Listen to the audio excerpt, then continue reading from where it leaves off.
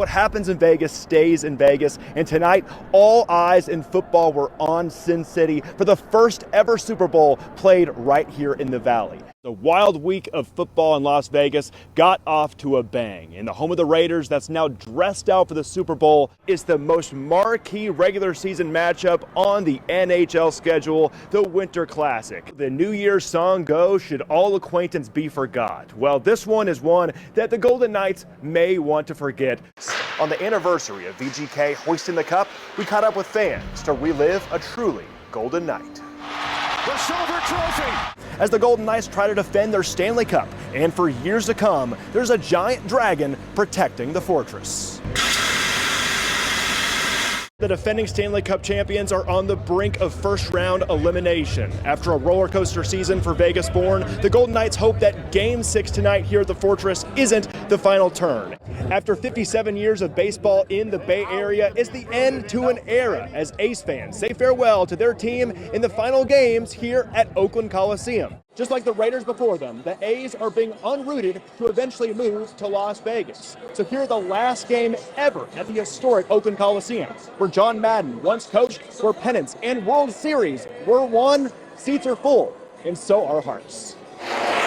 This is going to be their new home starting in 2028, and it gives the chance for local fans here in Vegas to get to know the A's, and two of them right here, Paul and Rita Virgil. Some guests of honor in the house because Antonio Pierce invited the Paseo Verde Little League team to practice fresh off their appearance in the Little League World Series. It's been a historic week of NFL head coaching changes leading up to Wild Card Weekend. To help break down all the madness and pinpoint what it means for the future, who could have it better than the Raiders? Nobody. I'm going to make the case of why the team could be better off hiring Michigan head coach Jim Harbaugh. The teams began practice today. The 49ers and the Chiefs soaking in the rain, just like us Vegas locals, but they're also soaking up this Super Bowl atmosphere. The glitz and glamour of this course is on another level and unmatched on the F1 calendar under the neon lights of the iconic Las Vegas Strip.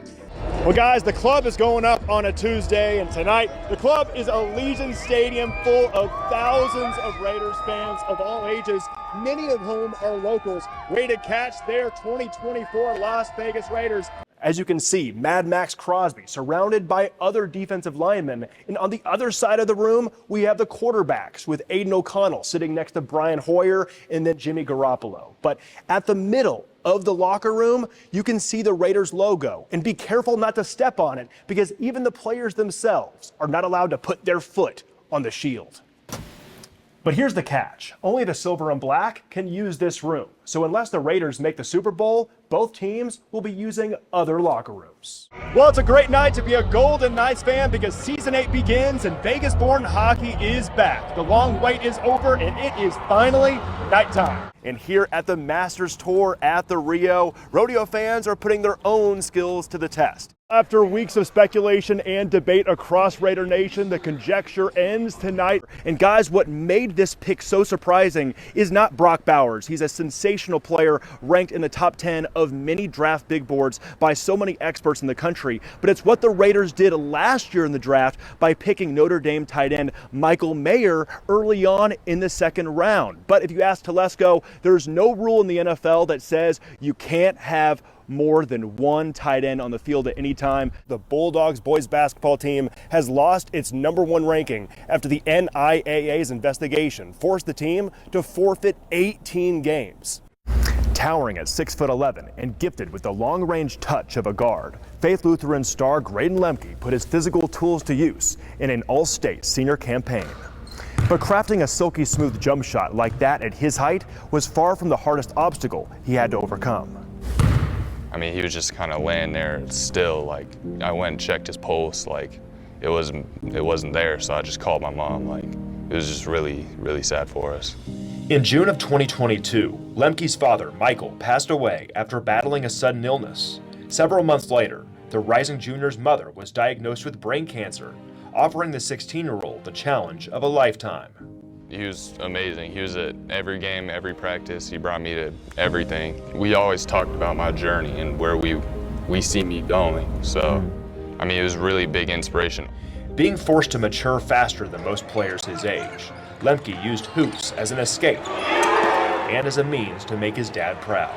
Every time I was like feeling kind of down on myself, I'd come play basketball. It was all I really knew what to do. That was kind of his outlet. You know, when he was on the court, he could kind of forget about some of the issues that he was dealing with. And then when he was off the court, you know, his family and friends, they really supported him and helped him deal with the grieving process.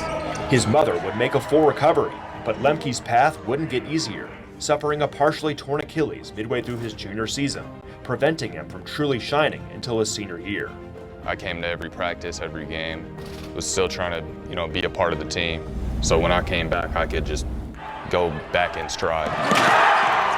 The shooting big man took full advantage of his final high school season, averaging 17 points a game and totaling 51 three-pointers as team captain and league MVP. Leading Faith to their best season in years and just one win away from the 4A state tournament. We hung a banner, we went 10-0 in league. On our jersey it says, like right here, it has a ML for my dad. Like they put a logo for it, so every time I look at that, I kind of see it as a remembrance. His proudest accomplishment came off the hardwood, becoming one of 5 finalists for the National Naismith High School Basketball Award for courage. I mean, I didn't have the same journey as hardly anyone in high school, so to be recognized for that, I mean, it was just a big honor for me. Lemke will continue his basketball career on the Division I level, and over the coming days on his Instagram, he'll announce which team's colors he'll be donning later this year. From Faith Lutheran, I'm Nick Walters.